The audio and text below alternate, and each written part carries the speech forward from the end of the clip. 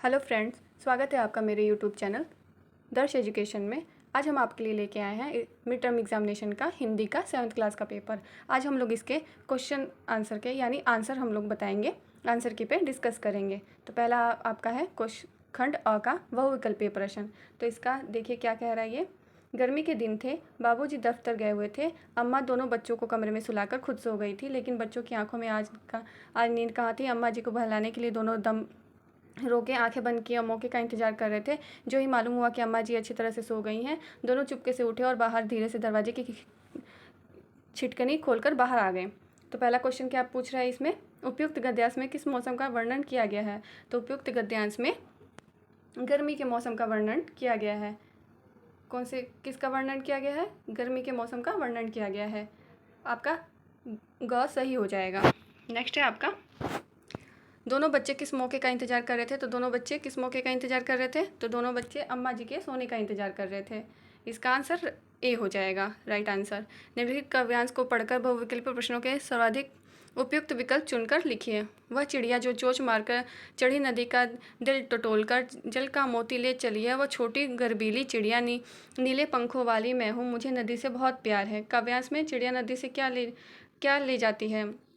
तो काव्यांश में चिड़िया नदी से मोती का जल ले जाती है। नेक्स्ट है आपका, काव्यांश में चिड़िया किसका दिल टटोलती है। तो काव्यांश में चिड़िया नदी का दिल टटोलती है। नेक्स्ट क्वेश्चन है, काली गाय घास चर रही है। वाक्य में विश्लेषण शब्द क्या है? विश्लेषण हो जाएगा आपका काला, यानी ये रंग को प्रदर्शित करता है, यानी काली गाय घास चर रही है। नेक्स्ट क्वेश्चन है आपका, मैं विद्यालय जाता हूँ। इसमें वाक्य के अंत में उचित विराम लगाइए। तो वाक्य के अंत में कौन सा विराम हो जाएगा? आपका पूर्ण विराम हो जाएगा।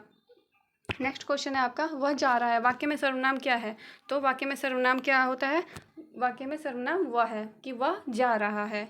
नेक्स्ट है आपका, आकाश शब्द का विलोम शब्द क्या है? तो आकाश का हो जाएगा विलोम पाताल।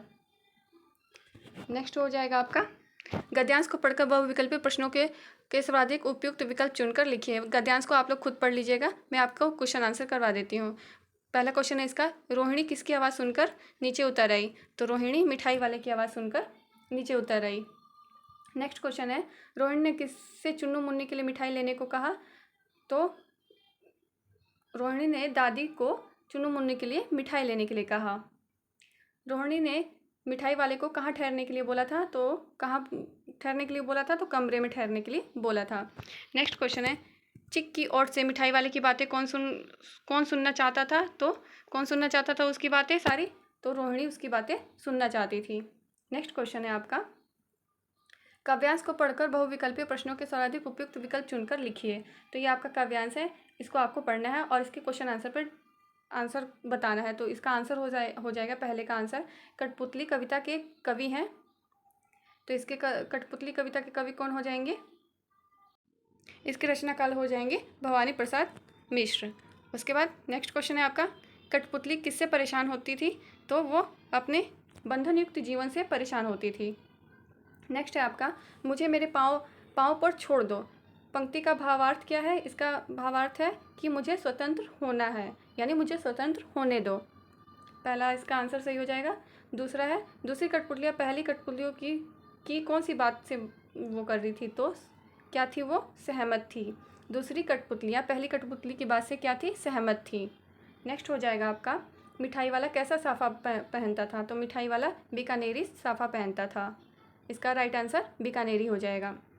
पापा खो गए नाटक में खंबा, पेड़, लालटेन, लेटर बॉक्स सभी एक साथ कहाँ खड़े थे।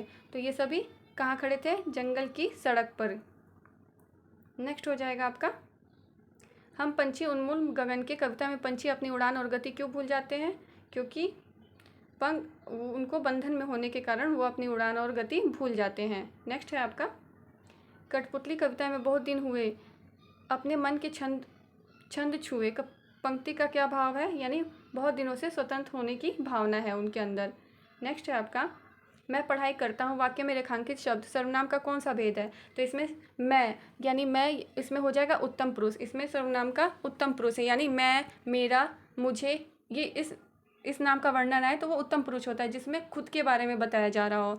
और बहादुर बच्चों को पुरस्कार मिला। वाक्य में रेखांकित शब्द विश्लेषण का कौन सा भेद है? तो ये गुणवाचक विश्लेषण है। तो काठ शब्द से नए शब्द का निर्माण करें तो काठ से नए शब्द का निर्माण हो जाएगा यानी लकड़ी। दवाई शब्द का बहुवचन क्या होता है? तो दवाई शब्द का बहुवचन क्या होता है? तो दवाइयाँ होता है। मिठाई वाला पाठ में फेरी वाला सबसे पहले क्या बनकर आया? क्या बन के आया था? तो वो बहलाने वाला बनकर आया था। मिठाई वाले में चुन्नू और मुन्नू के पिताजी का क्या नाम था? तो चुन्नू और मुन्नू के पिताजी का नाम क्या था? राय विजय बहादुर था उनका नाम। पापा खो गए पाठ में लाल ताऊ किसे कहा गया है? यानी लेटर बॉक्स को लाल ताऊ कहा गया है। पापा खो गए पाठ में आंधी आने पर पेड़ पर कौन सा पात्र गिर गया था? यानी पेड़ पर खंभा गिर गया था। अगर आपको मेरी ये वीडियो पसंद आए तो लाइक शेयर कमेंट और सब्सक्राइब करना ना भूलें। अगर आप चाहते हैं कि ऐसे ही आंसर की आपको मिले तो आप मेरे चैनल को ज़रूर सब्सक्राइब करें। Thanks for watching.